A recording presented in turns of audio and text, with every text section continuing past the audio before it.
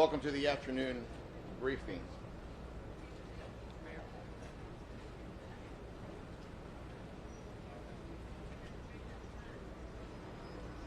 First speaker is going to be Miami-Dade County Mayor Honorable Daniela Levine Cava.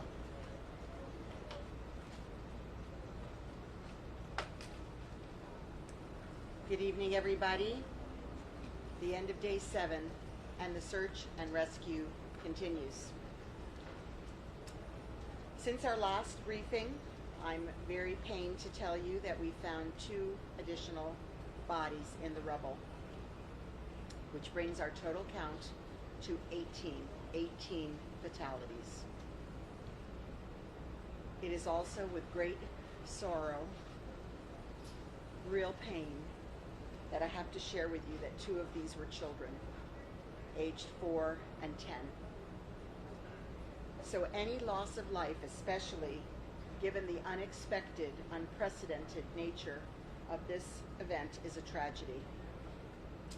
But the loss of our children is too great to bear. Our community, our nation, and the world, we're all mourning with these families who have lost loved ones, and we grieve with them and we lift them up as a community, and we're so grateful for the support from all of you everywhere as we continue to dig through the rubble.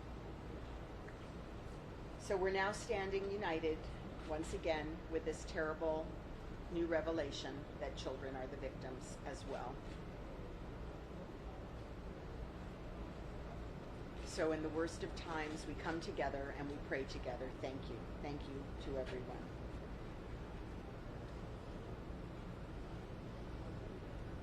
"139 people are now accounted for and 147 are unaccounted for. Our detectives are continuing to verify each and every contact, each and every tip that is received about missing people. And I wanted to share a few other operational updates.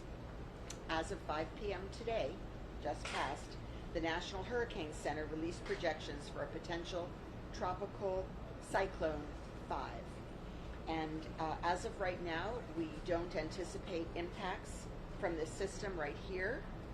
However, it's too early to detail any potential impacts for early next week. And so the storm is continuing to develop.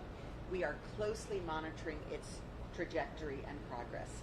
The Florida Division of Emergency Management Director Kevin Guthrie and Miami-Dade Office of Emergency Management and Deputy Incident Commander Charles Cyril will provide further updates on how Florida Department of Emergency Management and Miami-Dade County are working together to take all of the necessary steps to prepare for and manage this latest development. We've already moved swiftly and we've added resources to our operation in preparation for a possible storm event, and more resources and personnel are being deployed as we speak.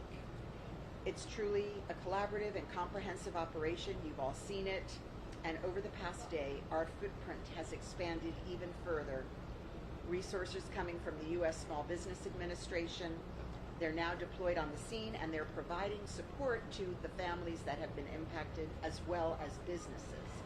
I've spoken with our chairman of the commission, Pepe Diaz, and we've been working closely on several issues together, including the South Florida Water Management District, to make sure that they create the capacity to handle the amount of water, given that the ongoing storms and the possible future storms headed our way. It's a phenomenal amount of water, you all know, and we need to make sure that we can handle it effectively. And I want to thank our National Institute of Standards and Technology, or NIST.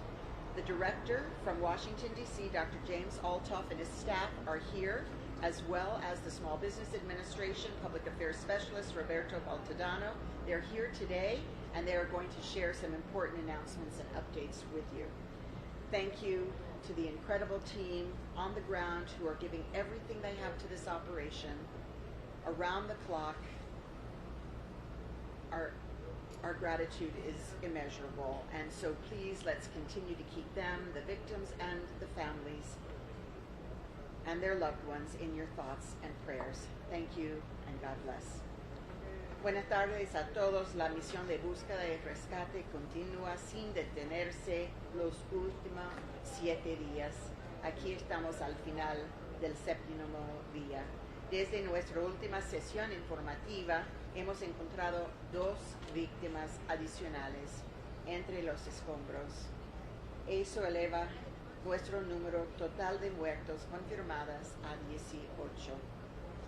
Es con gran dolor personalmente y pesar en el corazón que comparto que 2 de estas víctimas eran niños de 4 y 10 años de edad.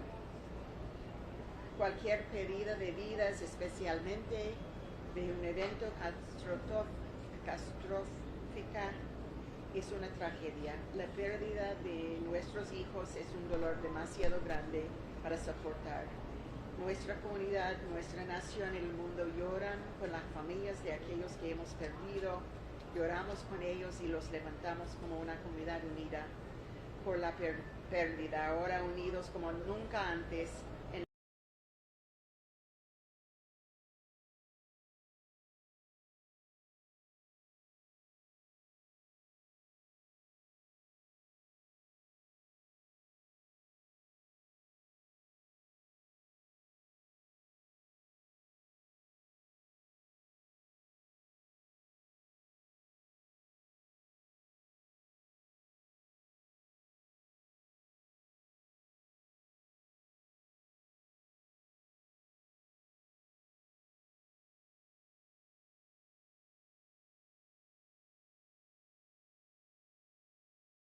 Huracanes publicó proyecciones para el potencial ciclón tropical número 5.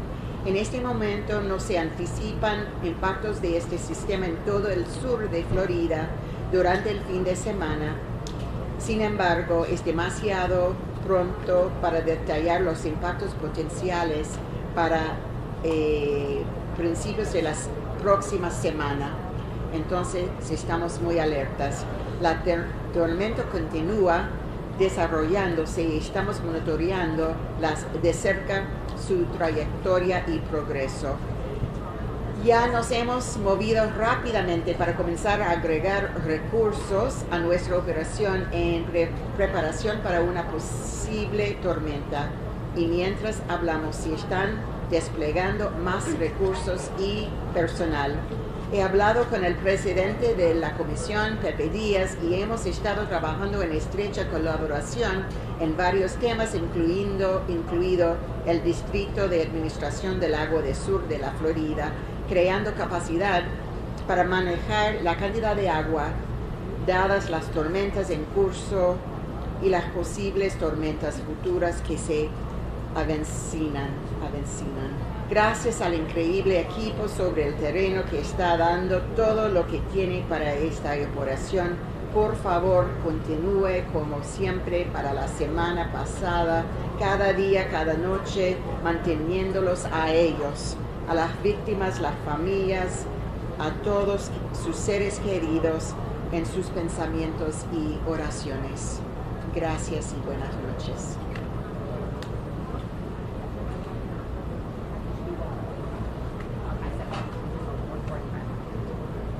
Excuse me, the unaccounted for number is 145. Los desacontables son 145. Gracias. Thank you, Madam Mayor. Division Director of Office of Emergency Management, Deputy Incident Commander Charles Cyril.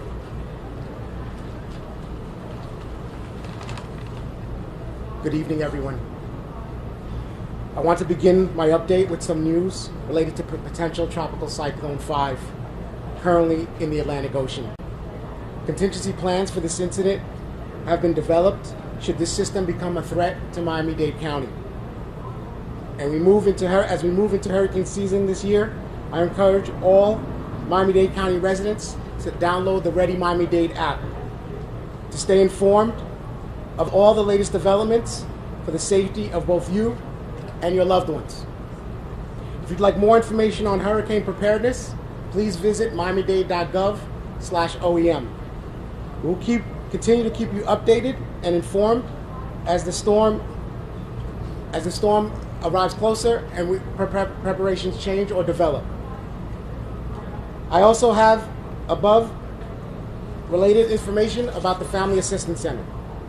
So far, we've had 26 organizations assisting the families at the center, providing an array of services such as mental health, grief counseling, financial assistance, lodging, travel, and many other services. Today, we had 28 families that were served. We've also had over 8,000 people generously donate to the Support Surfside Fund.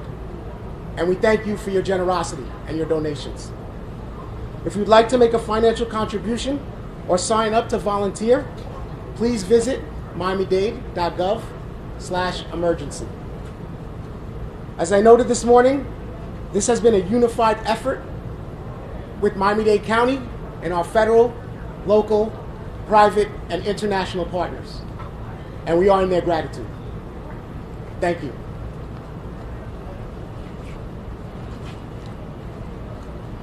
Thank you, sir. In Spanish, Miami-Dade Fire Rescue Director of Media and Public Relations, Erica Benitez. Muy buenas tardes. Quiero comenzar esta actualización con las últimas noticias sobre el Centro de Asistencia Familiar. Hasta ahora tenemos 26 organizaciones las cuales están contribuyendo su ayuda en este centro familiar. Uno de los servicios que están brindando son servicios de salud mental, consejería de luto, servicios financieros, alojamiento, viajes y muchos otros servicios, los cuales son tan necesarios en este momento tan difícil. También tenemos que más de 8,000 personas han donado generosamente al fondo de Support Surfside, y si quiere hacer una contribución financiera o inscribirse, le pedimos a todas las personas que estén buscando esta clase de servicios que visiten miamidade.gov/emergency. Como señalé esta mañana, este ha sido un gran esfuerzo unificado por parte de nuestros socios municipales, estatales y federales. Muchísimas gracias. Thank you, Erica. Representing the Florida Division of Emergency Management, Director Kevin Guthrie. Good evening. We continue to work with local government and our federal partners. This afternoon, Chief Kaminsky asked that we go ahead and order up another Urban Search and Rescue Type 1 task force to come in and start making relief for the individuals that are already here on scene in preparation, and that was at my ask as well, in preparation for any tropical cyclone that may impact the state of Florida. You also know that this afternoon at 5 o'clock, the National Hurricane Center initiated advisories on potential tropical cyclone number 5. I had a call today with our chief meteorologist, her staff, and Director Ken Graham of the National Hurricane Center. We coordinated with the Hurricane Center to determine how this system will impact our state and how we can begin preparing for its impacts. In my discussion with the meteorologists, including Dr. Graham, it was that this system is moving fast at 21 miles an hour to the west-northwest across the Caribbean Sea, and it is too soon to make any determination which way it is going to go. PTC 5 is expected to strengthen by this weekend and become Tropical Storm Elsa. Maximum sustained winds right now are at 35 miles per hour, and the system is continued to strengthen. At this time, impacts to Florida from this system are not expected through Saturday. We will continue to work with Miami-Dade and our federal partners to enhance our contingency plans for what we may need to do if there should be an impact to South Florida. But I reiterate, there is no impact to South Florida through Saturday. Our state meteorology team is actively monitoring the system in coordination with the National Hurricane Center, and they will continue to provide consistent updates throughout the day to personnel on the ground as well as myself. We're continuing to implement those contingency plans, and we'll continue to provide updates on this system to everyone on its potential impacts to Miami and the rest of the state. Thank you. Thank you, Director. The Director of the National Institute of Standard and Technology, Dr. James Olthoff.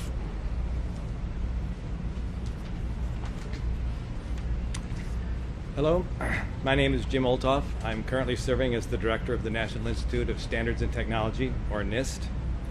I'm here to let you know that I've established a National Construction Safety Team to investigate the June 24 collapse of the Champlain Tower South condominium. Our work will not interfere with any ongoing search and rescue operations. These remain the highest priority of everyone. This will be a fact-finding, not fault-finding, technical investigation. It will take time, possibly a couple of years, but we will not stop until we have determined the likely cause of this tragedy.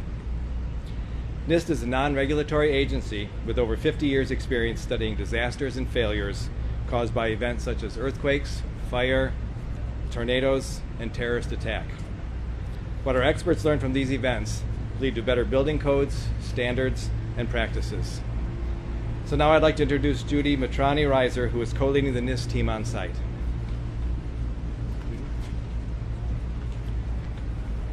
Good evening. Thank you, Jim. Our team of experts has spent the last few days working closely with our colleagues from local, state, and federal agencies, and we are grateful for all the support that they've provided us.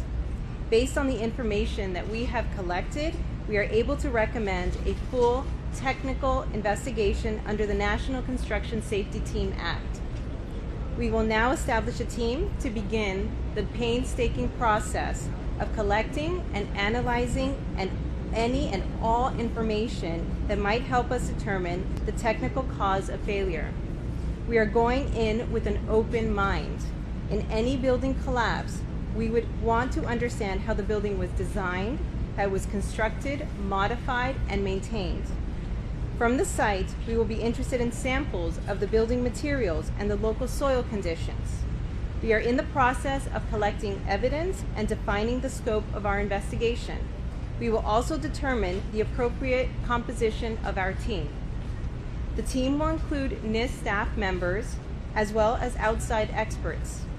As the investigation moves forward, we may add expertise to the team as necessary. Our staff members have studied many failures and disasters in the past, including the World Trade Center collapses, the Joplin tornado, Hurricane Maria, and many more. Following the attacks of 9/11, there was widespread recognition that no federal agency had the principal responsibility for an investigation of building failures. Congress passed the National Construction Safety Team Act in 2002.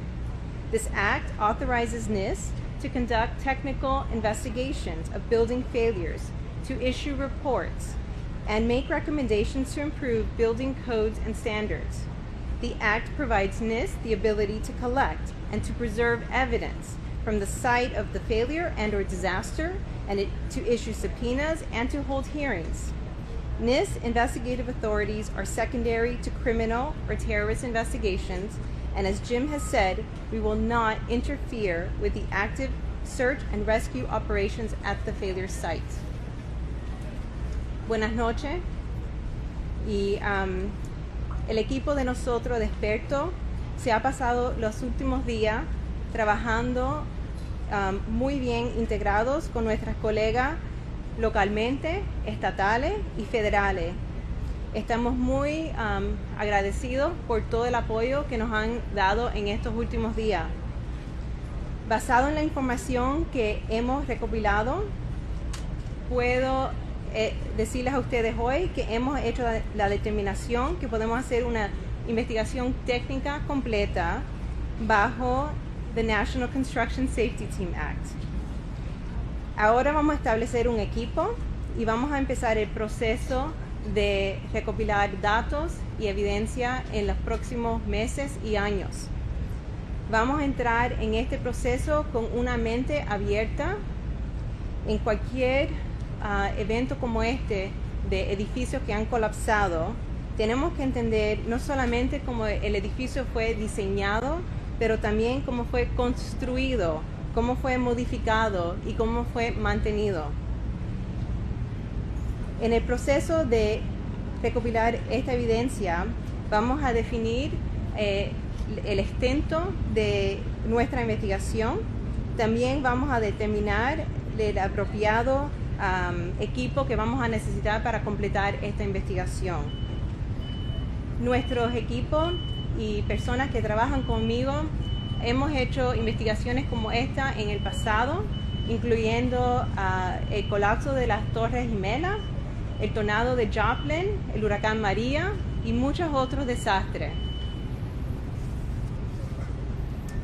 Nosotros nos vamos a pasar todo el tiempo que es necesitado para completar esta investigación, lo que se necesite para entender por qué falló el edificio. Como dijo el director de nuestra agencia, no estamos interesados en entender los culpables de esto, pero lo que estamos interesados en entender las maneras técnicas que falló el edificio. Muchísimas gracias. Sure. Judith Mitrani Reiser, JUDITHMITRANI-REISER. I'm the Associate Chief of the Materials and Structural Systems Division at NIST. Thank you, Dr. Altoff, and Associated Chief. And now Public Affairs Specialist for the U.S. Small Business Administration, Roberto Baltodano. Thank you. Good evening.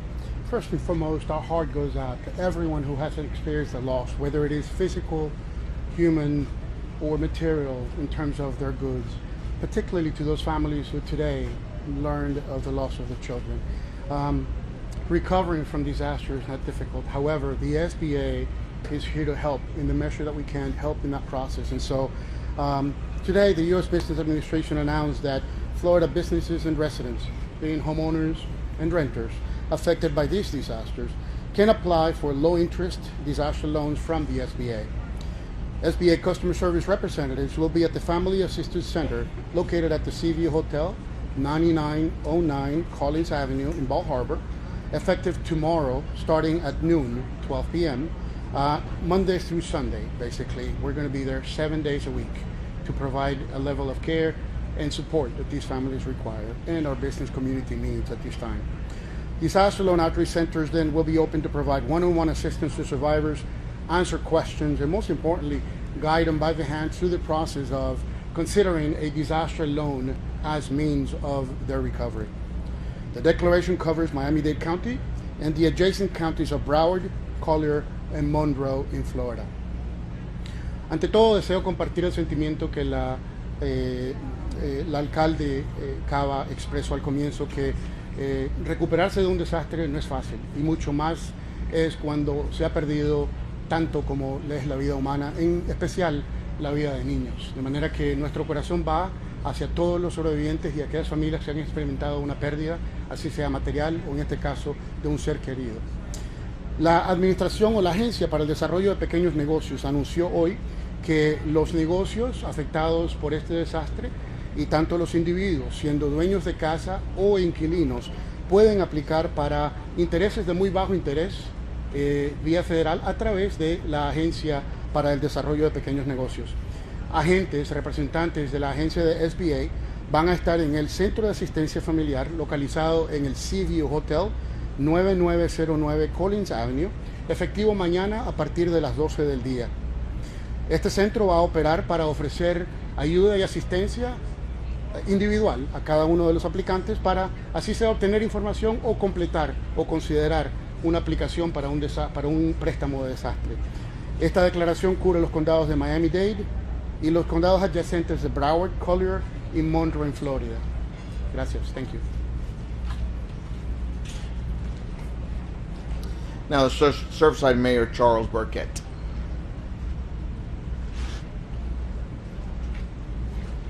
Good evening. As you may know, the town of Surfside has committed to pulling every shred of documentation related to the collapse of the Champlain Towers South and scanning it and getting it up on a website.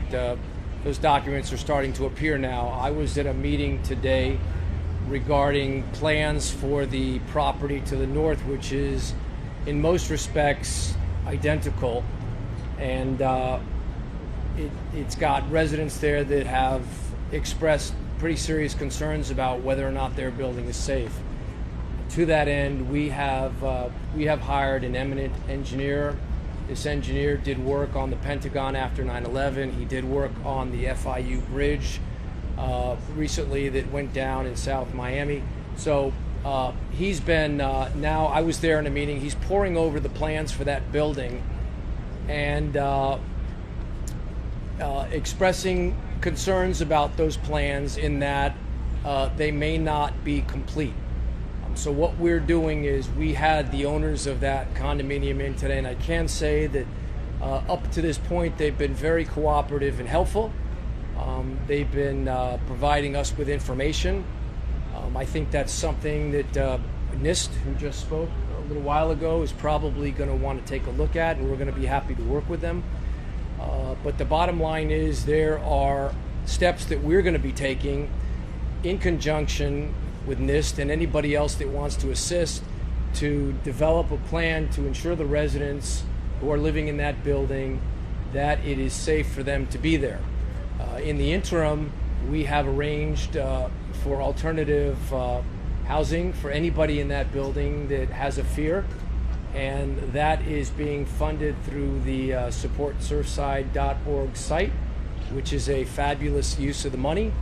I'm happy to say that I have had some experience with that site already, and the director who's doing the work for that site, and we're getting great results. The money's going out to a handful of nonprofits, dozens of families, and the help is being delivered. Lastly, I'd like to make an announcement for the governor. I was handed a document yesterday and asked to speak about it today. It's called Surfside Strength for the Champlain Towers First Responders and Community. The website is surfsidestrength.com, and that site is created for emotional support and assistance for families, first responders, and community support. It's a one-stop shop for emotional support or help for anybody that's feeling anxious or upset. You can go to that site, and they will be there to help you. Thank you. Thank you, Mr. Mayor. And our Creole translator, Leonel Letterbourg. Bonsoir tout le monde. Jeudi, ça fait 7e jour depuis la tragédie a commencé. Et depuis là, nous n'avons pas là avec une mi-temps journée. Dans des combien nous arrivons à retirer 2 personnes qui mourent. Ça porte quantité de monde qui mourent à 18 pour qu'on y ait. Nous avons un peu de regret pour nous annoncer que parmi les gens, il y a 2 petits gens là-dedans. L'un a 4 ans, l'autre a 10 ans. C'est un pile regret lorsque nous connaissons la vie qui est perdue et parmi les gens, il y a des petits gens là-dedans. Pour le moment, nous sommes capables de dire que nous avons 139 personnes que nous connaissons qui là, mais il y a 145 personnes que nous pouvons connaître côté jusqu'au nia. De l'autre côté, nous avons surveillé le cyclone numéro 5 là, qui commence à avancer. Pour le moment, nous n'avons pas aucune prévision comment ça va lier en termes d'impact pendant le week-end. Mais les 3 bonheurs tout pour nous annoncer comment ça a pied pendant ce semaine qui va venir. Mais pour le week-end, pas un impact important que nous sommes capables de penser qu'il va arriver. L'Institut national norme avec technologie a annoncé qu'il y a pourvu une investigation sur le building qui est tombé. Ça va permettre que nous fassions des éclaircissements possibles à partir de l'investigation qui va le faire. En dernier point, nous sommes capables de dire que l'équipe nous continue à travailler sur place. Nous remercions en pile pour le travail incroyable qu'elle a fait et pour être capable de porter contribution dans la tragédie pour nous sortir là-dedans. Merci en pile. Thank you, Mr. Letterbourg. We're going to open up for questions and answers, and I remind you again, please raise your hand once you're called upon. Address who the question is going to be to or for, and then let them provide an answer. Sir, right here.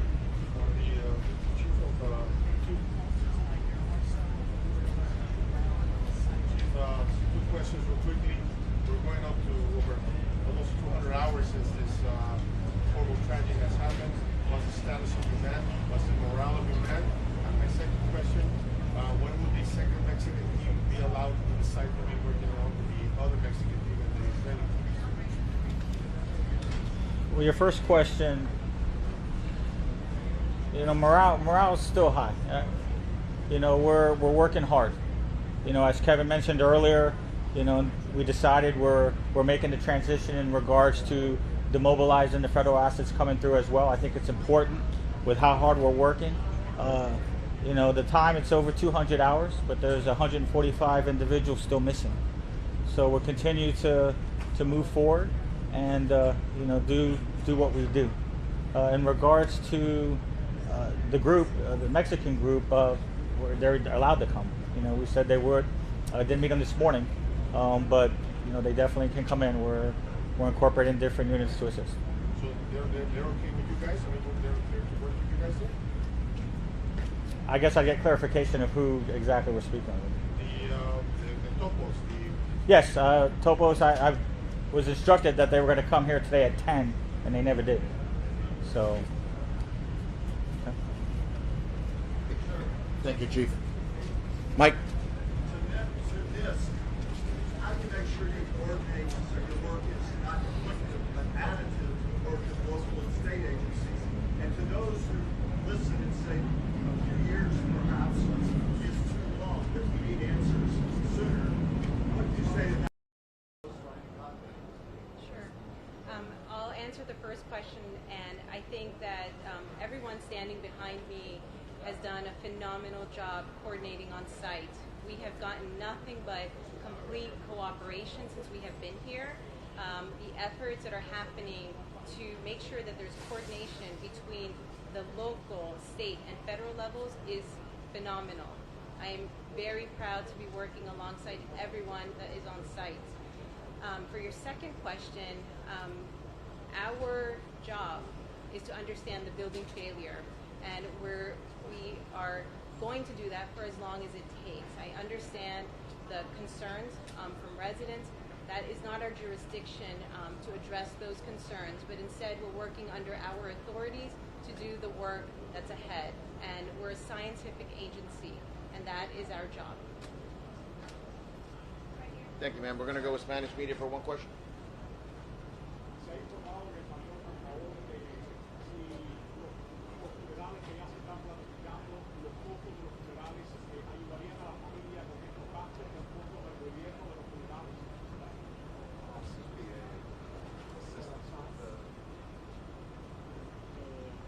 ¿Quieres saber los costos?